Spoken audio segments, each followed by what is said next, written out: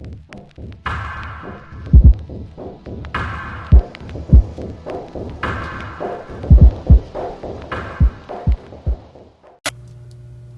so I heated this a lot. When you feel the paper, it'll feel hot, right? You'll feel cool. If you feel cool spots, damp spots, or anything like that, the paper is still wet. This one, I'm feeling some cool spots, like to the touch, but that means the core of the paper has dampness inside of it. This one is a little bit more dry, and it's flatter, in a sense, but it's not transfer my hand. It's not as damp as this one is because I use more water. The test that you do is you take your embossing buddy and you would rub it on there. If the embossing powder is sticking to it or clumping in any directions on it, not the embossing powder, sorry, your embossing buddy. So it'd be like your tool. The one I showed you a while ago where I showed you that I use for my embossing. I also use for my DTF transfer adhesive so that things don't stick to it. That's the same cornstarch in a bag or powder or whatever. You still use the same thing to make sure that there's nothing wet on this. Okay, so tapping, and this is cornstarch in a bag. It gets all over the place, yes, but it keeps your embossing powder from sticking. And you just use a Swiffer or a rag or whatever to wipe it off. This is cornstarch, so it's not going to hurt you. If you have the other embossing buddies or whatever, I don't know what's inside of them. Be careful when breathing it in. Okay, so now let's go to the next part. Okay, so here's my Misty, and I have a stamp inside of it, which is what I keep. This stamp I use for Christmas cards, I want to say. I use this stamp a lot, or I did. It's my Misty corners inside of it. This is for my placements on my cards, and then I have the magnets. I did a video where I told y'all about the Misty and things that you use. You look at my playlist for tools, I want to say. I think this would be stamping. Yeah, this would be on the stamping. So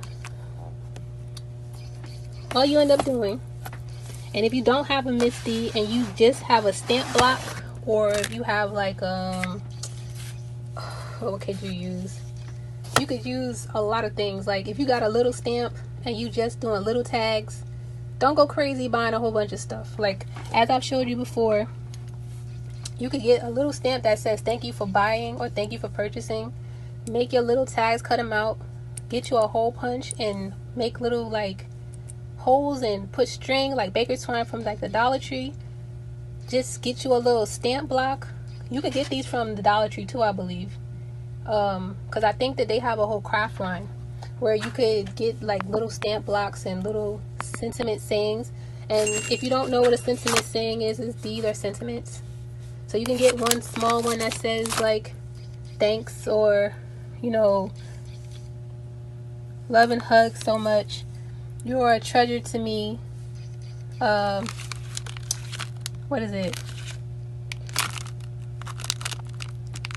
Wishing you a good day or something like that. You could put that on all of those little tags and then wrap them on around or whatever, your tumblers, your coats, your coasters, your whatever. I mean, this is just something for you to do that's quick.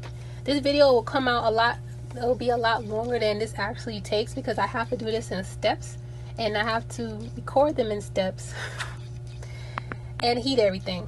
When you're doing this in bulk, whether you are somebody who, and I'll give you an example, if you get like 8.5 by 11 paper and you sit there and you stamp out all your sentiments first, then get you a guillotine cutter or something and you start cutting all of them down and shaping them into tags, that could be your thing. If you're somebody who takes this idea and you decide you want to sell tags real quick because it's something that's quick, easy, and it can make you some money, you could sell like 5, 10, 20 tags to people, go ahead. Like, this is just a little idea that I thought might be helpful for some people.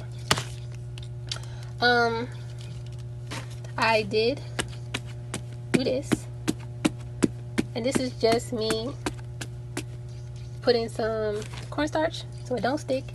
I'm going to keep it in this corner right here so it stays in the middle. I'm going to see where this stamp stays.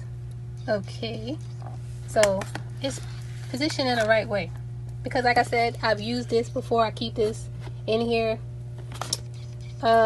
This particular one, I'm going to use the Versamark. And I'm going to see how it goes. So all you do, this is a sticky ink. It's clear. It won't stain your stamps. You can see it.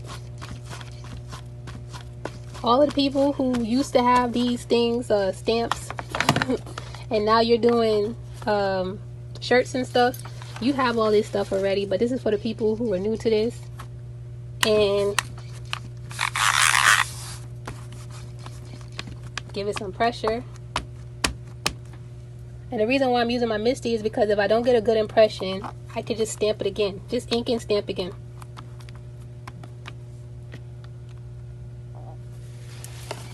See, I have a couple of spots that I missed. So I just take my ink pad. Okay, so you see I have some missing spots that my ink pad didn't get a good impression for.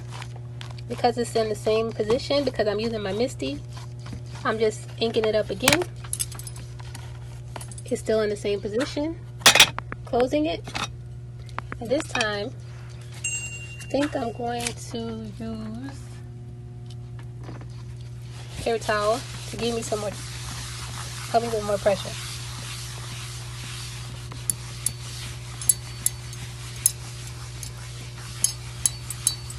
They have these stamping block pads and all this other stuff out here now. You can get those, or you can use what you have.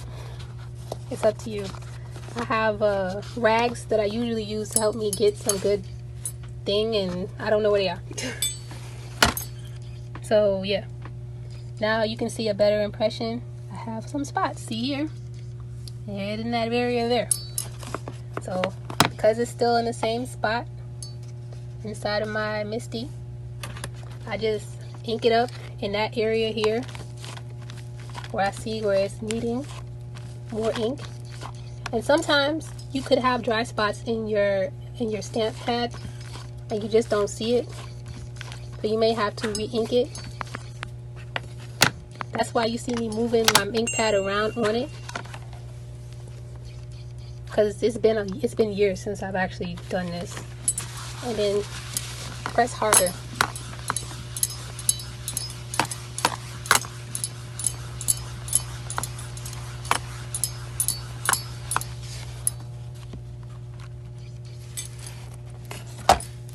And I'm good on this one. As you can see, I made the lines a lot bolder. So next part. If you don't have coffee filters, just take a piece of paper and fold it in half so it's a catch-all. This has been used before, and that's what this is, okay. I'm gonna use coffee filters to get the catch-all that's left over from the embossing powder after I apply it on top, to catch all the little remnants of this black embossing powder, because I don't want it to get all over everywhere. This is from Recollections. It's a detail embossing powder. It means it's a finer detail. Well, actually, this is detail, but it have a smaller grade, which is a finer detail embossing powder. This is in black. You have different versions of embossing powder. You can see that video that I did with embossing powder. All you're gonna do while it's wet, and it looks like this, you want to be sprinkling. Sprinkle it. And be careful, because you don't want this to get everywhere. It's fine though if it does get like on top of your coffee filters, because that's what it's for. And because you embodied it, or I should say you used your tool, there should be no extra spaces or extra when you tap it off. and it should look detailed. See?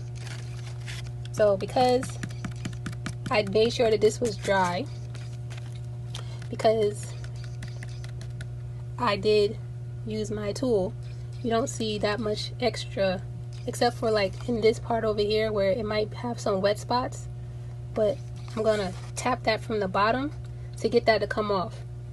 Because I'm doing this one-handed and recording it with the other hand, this is harder than it has to be. When you're doing this and you're just like rolling through, this will not be this hard. Okay, I'm gonna attempt to do this with this emboss it with one hand.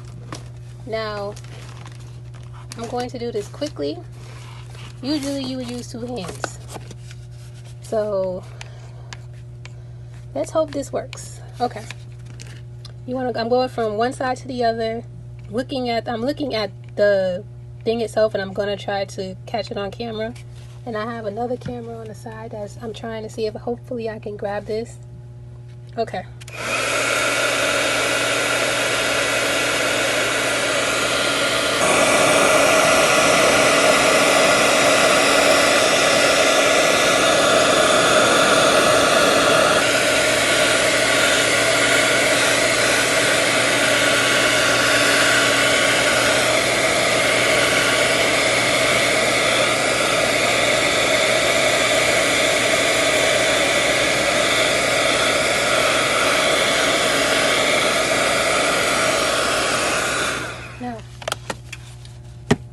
And normally you want to heat your tool before you bring it to the embossing, but because I'm doing one-handed, I have to do what I gotta do. Now, you see when you're embossed, it is shiny. If you're missing spots, you can still put it back in the misty. Like you see in the middle of this flower, it looks a little dull to me. I could either leave it as it is, put it back in the misty and stamp it again, and then, you know, heat it again. Or if it's still hot, you can add another layer of embossing powder on top of it, just so that you can thicken it and make it glossier. I didn't decide to, I'm not doing too much on this one. I just wanted to give y'all a quick video on what you could do if you wanted to make tags. For the sentiments, this powder, which is fine, it's a detail powder. There we go. It's a detail powder. It will work on sentiments as well. If you go to Michael's, this should be like $2 to $5. It's not that expensive. It could be anywhere from $2 to $5 depending on the grade. And they also have bigger containers, but the bigger containers are usually a thicker one that you would use for like canvas and stuff like that. When you're doing sentiments, you want to get a fine detail or a detail embossing powder. So let me put some sentiments on this.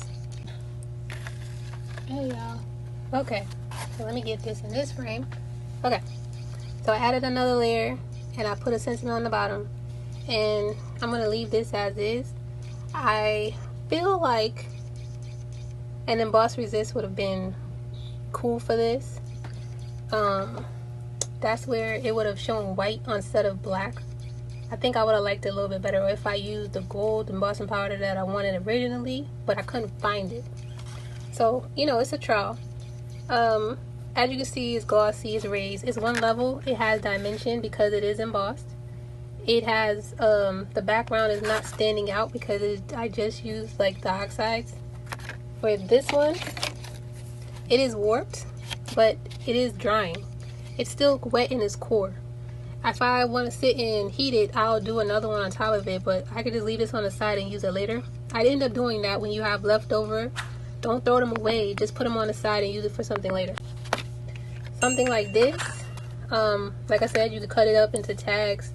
You can use it as, like make postcards with them, send them to people. You could do it for any occasion, birthday cards, get them out of the way, do them for your business. All these is ideas that y'all can do that's really quick and stuff. And as you can see, this detail powder, this looks like a lot of powder was used, but in reality it's just a lot of really thin granules. When you put it back, this is going to look pretty much full because it doesn't take much for you to be able to do this. So I hope this video helped you, and later y'all.